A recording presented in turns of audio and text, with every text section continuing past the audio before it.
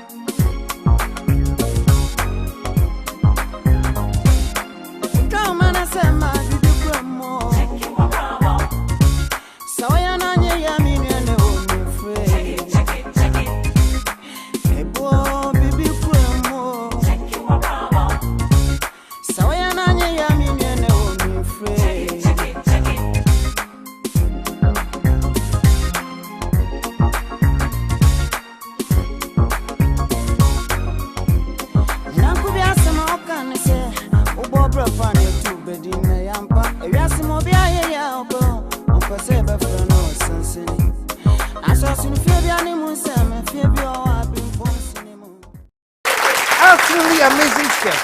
So tell me more, man. Even before you got to here, what were you doing?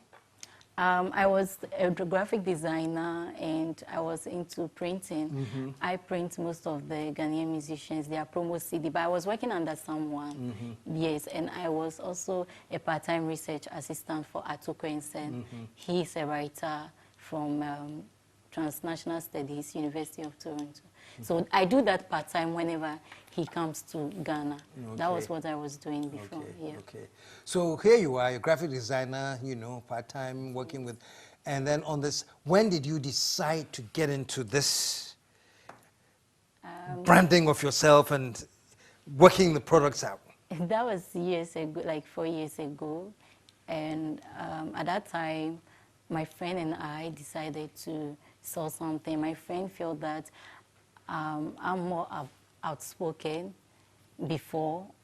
I'm still shy, maybe. So I can help her to promote her fashion accessories. So we used to go from shop to shop to show it to people. And after then, my friend went back to school. And then I was jobless because I didn't have anything to do. And I went back to another job. And then I had a colleague who was really interested in shoes. And she was like, ooh, I've seen fabric stuff. Have you seen them before? So that was when I took the opportunity to also tell her that, hey, we used to do this then, but I stopped. And then I showed her my page, which was then VAT Style. That's my initials. And then she was like, wow, why don't you do it for me? And I was so confused there because I'm not a shoemaker. I don't have a shoe company, and I don't know how I can do that for her. So I asked friends, and a friend of mine introduced me to a leather shoe company. And I begged the man, because I didn't have money to pay him, so I had to beg and beg. And he was so much interested because he saw something in me. So he was like, okay, I'm going to help you. And then he made the shoe. The first pair of shoes, they were quite expensive, like 50 cedis, but he gave it to me on credit. And my colleague was buying 10. So he made them, and I went to deliver it to her. And then took pictures with her phone, because I didn't even have phone then. You didn't have a phone? I didn't have money, nothing. So I used her phone again to take pictures of the shoes, and I put it back on my wall. That was when people started noticing me on social media, because I used to silently go online and then move out without anybody recognizing me.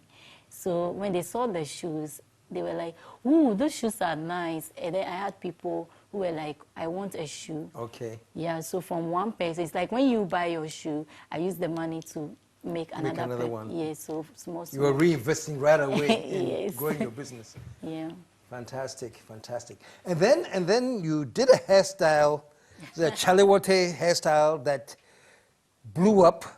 That was what they compared it to Adu-Amaning. I think I realized before I met you, that's what I said. Oh, that Adu-Amaning bridge. Tell me a little bit about that hairstyle you did. It was my second year to Chalewote Festival after hearing about it. And the first year I went, I didn't plan anything. I just went. And a friend of mine, again, my friends are really good, told me to remove, I was having a shade, and he told me to remove one eye. And I did, and I got a little attention. So the second time, I took it personal. Like, I decided to actually dress for it, because I realized it's about art. Art, yeah. So I don't have a stand. And I can't just go like on Facebook and go to everyone and go like, hey, I make shoes, this is my card. I needed something that people will actually look at me and come to me.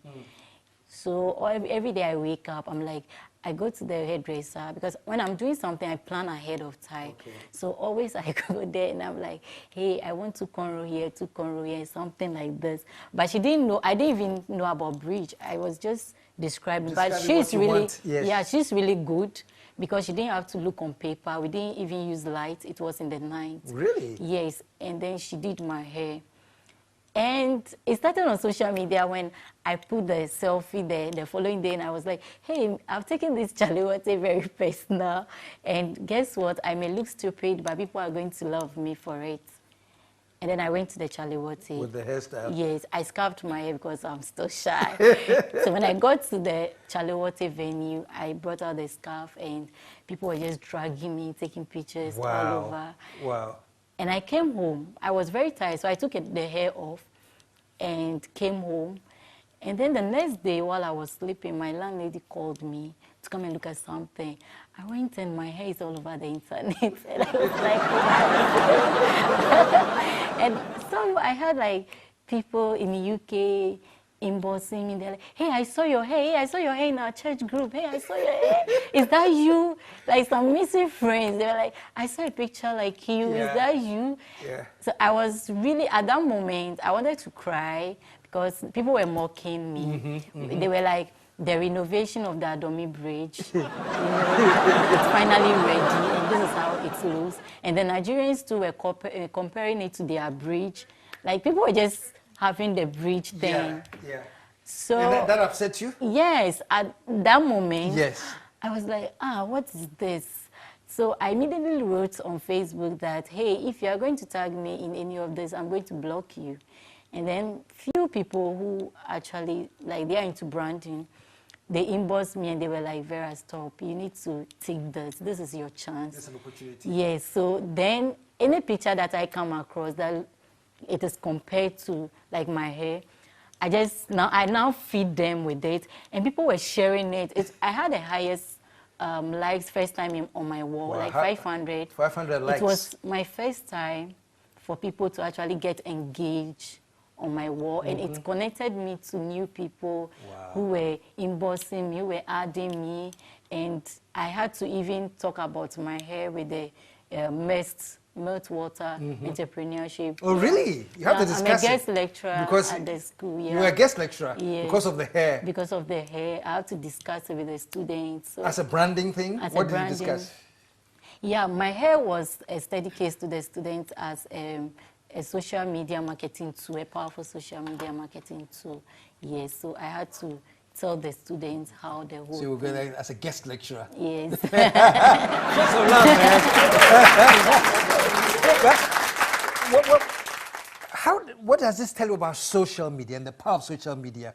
Because here you had your hairstyle, and the next thing you know, it has grown into a phenomenon. Yeah. And then you actually had to go and lecture on it, and then you were advised to take advantage of it Yes.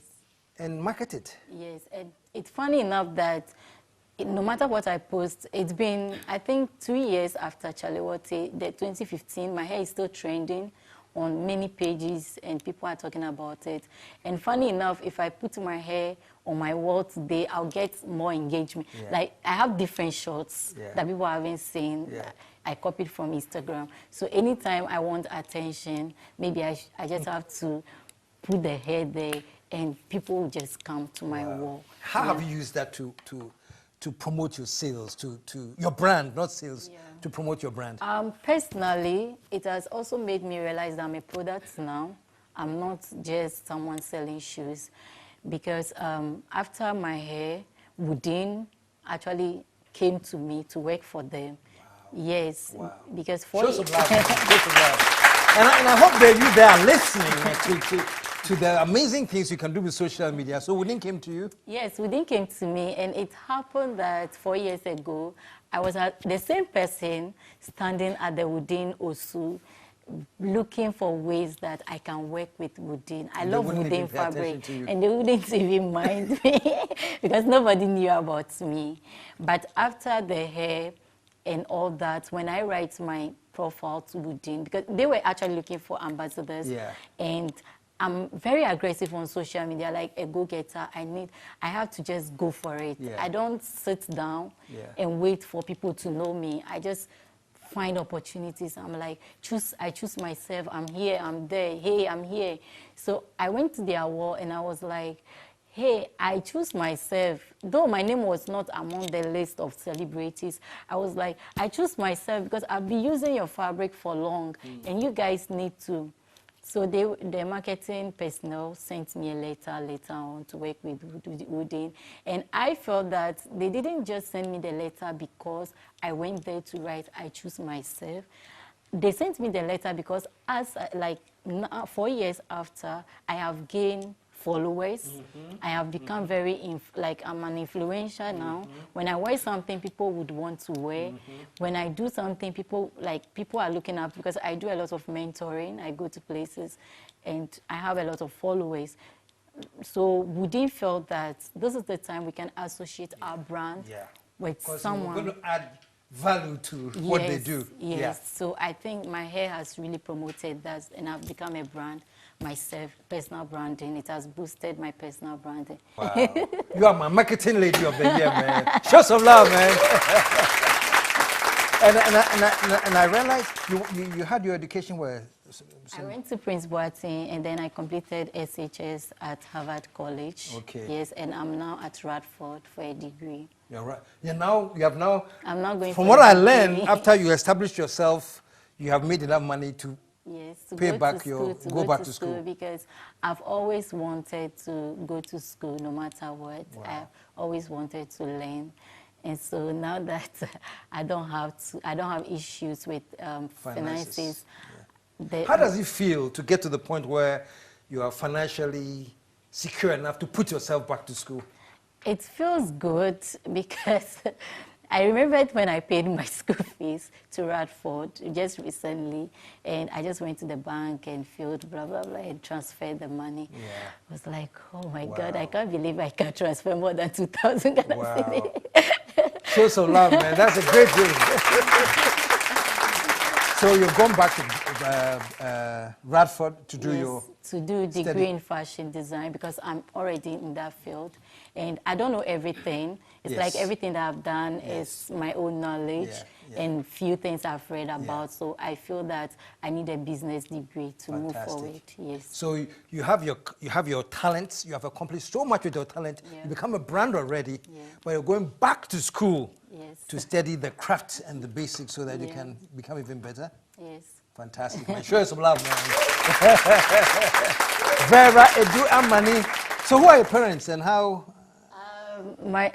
Unfortunately, my mom was the person who brought me up. My dad was late. Okay. So my mom is the one. My mom had me at the age of 42, when she was 42. So when I was growing up, she was already old, getting older, and she wasn't working, but she was okay to take care of me. And then somewhere along the line, I stayed with my sister. Okay. And then when I turned 22, I was made to choose between nursing and what I really want in life. And I didn't see myself as a nurse. So I packed my things and started living on the streets since I was 22. Really? Yes. Because they said if you're not going to do nursing, you can't stay in the house. Yes, but they didn't think that when I leave, I'll come back. You know, it's a Ghanaian phrase that our parents use.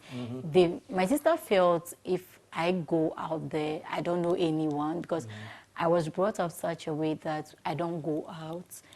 We have fun at home and everything. I've lived with my family all my life. So they felt, oh, maybe if she goes, she'll come back. But I went and I never came back. And I never returned home for years until I started being something. And I went back home. So they even call me superstar too. Superstar now. Wow. Wow. Wow. Like my nieces, my nephews, when we come together as a family, everyone is like, hey, my daughter looks like you should meet him. Everyone looks like me. All the kids want to be around me. And though my family is still really not into what I'm doing, because they don't understand the whole thing about roaming about the war, but they are really proud of me in some way, because when I go home and we are having a family gathering, they can tell people, hey, my younger sister is here, she's this, she has done this, and it's a good feeling. Yeah, they're very proud of it. Yes. Any man in your life? Just checking, just checking. Hey. You have taken too long to answer. It means yes. Oh no, I'm technically single. Technically. What does it mean to be technically single? Like you're single, but you're not really available. Okay, so that's technical. Yeah. Technically single. Yeah, you're checking someone out. But there's somebody in the works. There's somebody. You're tricky. You're tricky. Just in case you're watching, I don't want you to go and say, hey, when you went, you know. I don't owe any guide out there anyway. Oh, really? So you're yourself. But I'm not available for like people. You're not taking applications. Yes, no. She's technically single and not taking applications. We saw her works, and Is there a number you can leave if anybody wants to get in touch with you for any reason? Yes, I just want to say thank you to my team because I wouldn't be sitting here without them. I work with a team. Okay. There are about 3 people, Okay. and they are part of the work from start to finish. Okay. And my Facebook friends as well, Okay. because they promoted this. Okay, and so anybody who wants my items can go on www.aduamani.com. www.aduamani.com, and they can also call me on 02499705511. Yeah, and the most amazing thing about Adu-Amaning is custom made, so you can come up with your own designs and ideas, and we'll be willing to do it for you. Fantastic, man. And the phone number and the Facebook address is right there on your screen. Get in touch with her. Support a great lady who's doing very, very well, and wishing you all the best, huh? I have a little gift. Oh, you have a for gift for me? Yes. Oh, really? Okay, so this is our new design. It's called Tusley. It's Birkenstock, but real designed in an African way. Ooh. Check this out, man. Check this out. Check this out. I'm sure Birkenstock will be interested to design. Check this out, man. now you see why I love my job. Eh? And anybody out there who wants to get interviewed, you feel free. But you have to have something to. No, just kidding. Thank you so much. You're pretty. Very, very, very pretty. So nice. Fantastic. And it has your nice Adu-Amaning. Yes. Beautiful. Share some love one more time. And stick around, folks. We'll be right back.